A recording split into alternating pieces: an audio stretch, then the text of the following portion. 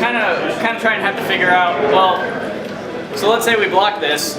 What happens if we didn't block it? Or if we didn't block it, we'll have to go trace back and say, okay, where's the origin of this file? How did this user get malware on their machine?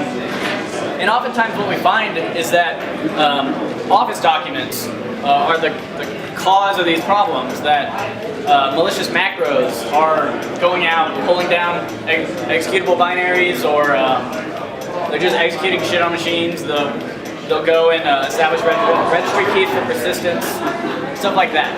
And so this slide deck's all about, giving you a quick run through of how Office docs work, and just sort of the format, little history, and then give you some tools to go analyze those.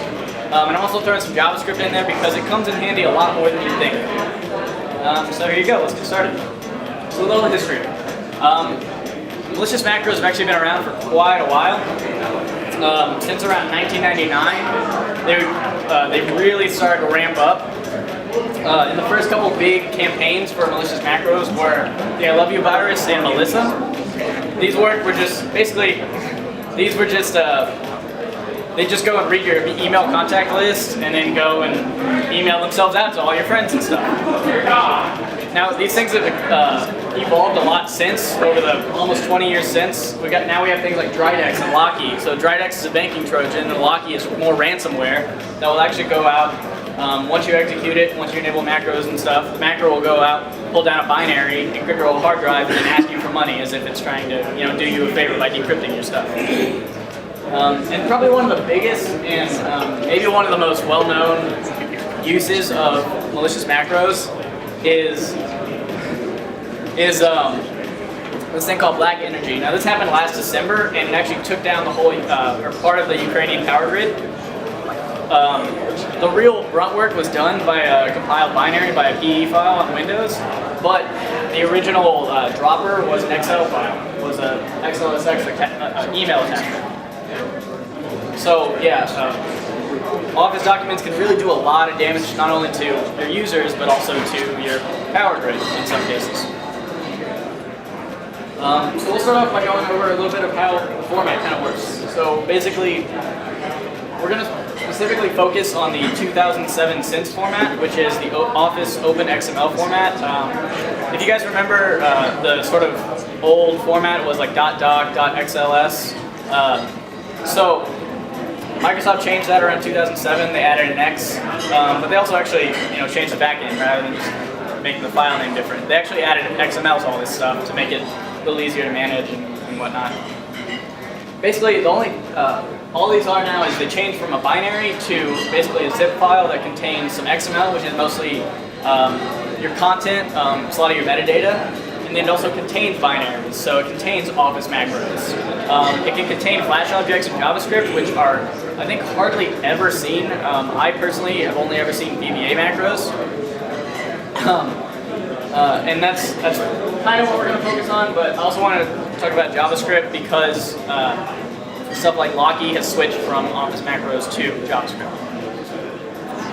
Oh, and then one important point is that when you have an Office macro, generally you'll get almost full access to the Windows host API, so you can do things like call out to domains, you can rewrite files and create files really easily with these things.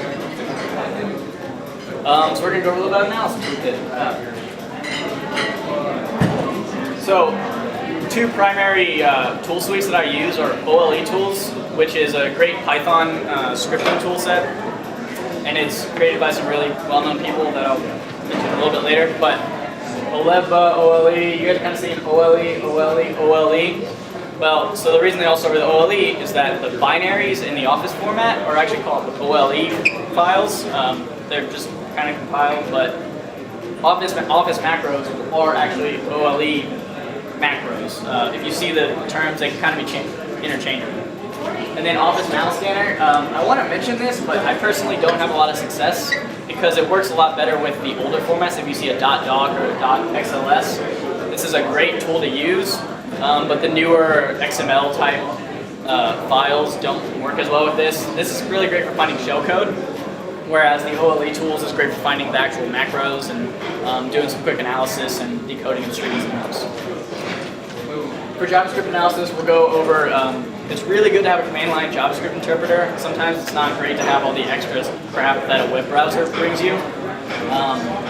And if you really know your JavaScript, maybe you can quickly read through a JavaScript file and go, you know what you want to print out, you know how you want to analyze the file, and a JavaScript interpreter gives you that freedom. But also JS Detox and JS Unpack are some dynamic analysis tools. You just upload the JavaScript that you want, you upload a file, and it'll go ahead and extract things out, it'll execute the JavaScript. Those are both two really cool, really great dynamic analysis tools for JavaScript. And this is the big one, Remnux, and it's actually not a tool itself, it's an operating system. It's based on Ubuntu. It contains a lot of the tools I'm going to talk about. So my coworker Brett and I actually are really big fans of Remnux here. I think he uses it more than I do, but it's got all the tools, it's great. The same guy who's written some of these OLE tools actually created the Remnux distribution. So yeah, let's get started. So OLE tools. Like I said, it's a tool set for analyzing and extracting OLE objects or binaries from the Office documents that we're going to analyze. My personal favorite is this one called Olea or OLE VBA. It's great for extracting VBA macros out of OLE objects. And that's exactly what this picture is. I'm not going to go through any of this code because I haven't analyzed it at all to go tell you what it is, but it'll give you this stuff straight into it. It'll just print it all out onto the screen. I mean, it's really nice. You can tell it to print out to a file too, so you can go and separate all the different macros that some document has, go analyze each individually, go deobfuscate the extra strings. It's going to be kind of hard to see, but some of these variables are actually kind of obfuscated. They don't really make any sense. Malware authors, they don't really like to read their code. So what they like to do is they actually like to just randomly generate variables in their names, kind of like what Scott was talking about earlier, where when you refresh the page, the URL strings would change and the offset would change, and in the end you get the same result. Well, that's the same kind of thing working here. The other big thing that I love Olea for is that it gives a really good analysis window. So you get to see stuff like, okay, it's creating an object. Some sort of OLE object. Maybe it's creating another macro, maybe it's dynamically generating another file. It's also trying to run some shell command. Maybe it runs a shell command to go download a binary. This is a really quick, really easy method of triaging what a file is going to do. And if you see some sort of shell command, you know, okay, it's probably writing to a file somewhere on the system. Maybe I can use that for an indicator of compromise later.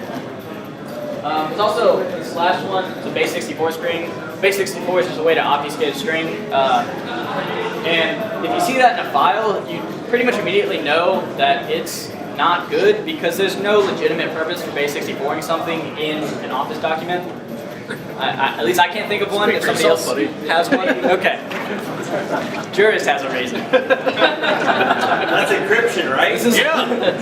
This is also, just a side note, this is why you don't trust Juris. Okay. And JavaScript analysis. Again, why I want to talk about JavaScript, even though the title is about Office documents, is that this is kind of becoming a bigger and bigger thing, especially with Locky and Drydex, where they're moving from Office documents from docx, because a lot of people are kind of catching on to, okay, we have these emails coming in, they have document attachments, let's go analyze those. Antivirus engines are getting really good at analyzing these things statically and dynamically. So let's go to JavaScript. So probably a little known thing is that JavaScript isn't just for web. I know it's thrown around a lot, and that is the primary use case for it, but Windows can actually execute JavaScript files directly, which is really bad for users because, again, like Scott said, users will click on anything. So you really need to be careful about what, as say a blue team person, as a defensive person, what are these users getting in their inbox? So we'll go over, again, the dynamic analysis, a little bit of static analysis. And I'd just like to mention again, all of these tools that I'm going to talk about are in Remnux. Specifically, I did all my testing and all my images. I pulled all those from Remnux. So if you find if you see you like something in here, it's probably in there. You got 4 minutes. 4 minutes? Okay, that's good. JavaScript, command line interpreter. Like I said before, if you really know what you're talking about as far as JavaScript goes, this is great. You can go ahead and immediately go in, start printing things out, start analyzing the file that way. And then I also like to point out JS Beautify. What it does is just it auto indents and auto spaces a file out so that you give it some like big long JavaScript string, like that's like a, if you ever looked at jQuery.min, like the minimized version, that's just all the spaces taken out. Well, JS-Beautify will go ahead and put those spaces back in, and it makes the file a lot easier to read, a lot easier to analyze.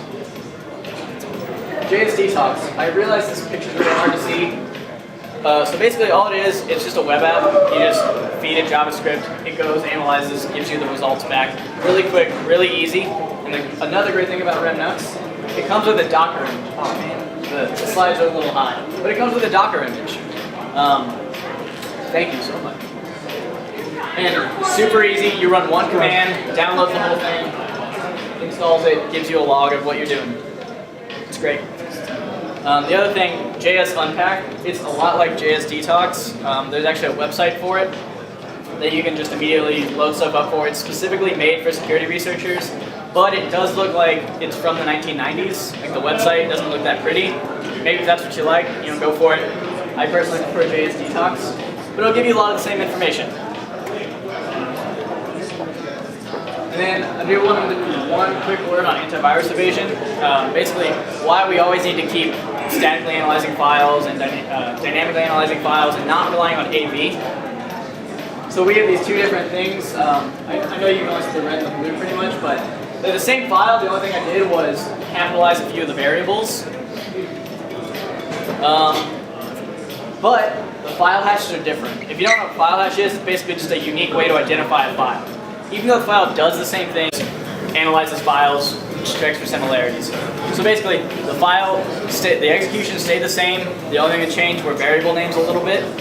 And that's why you shouldn't rely on antivirus, why you shouldn't rely on just file hashes. And then lastly, these are my references.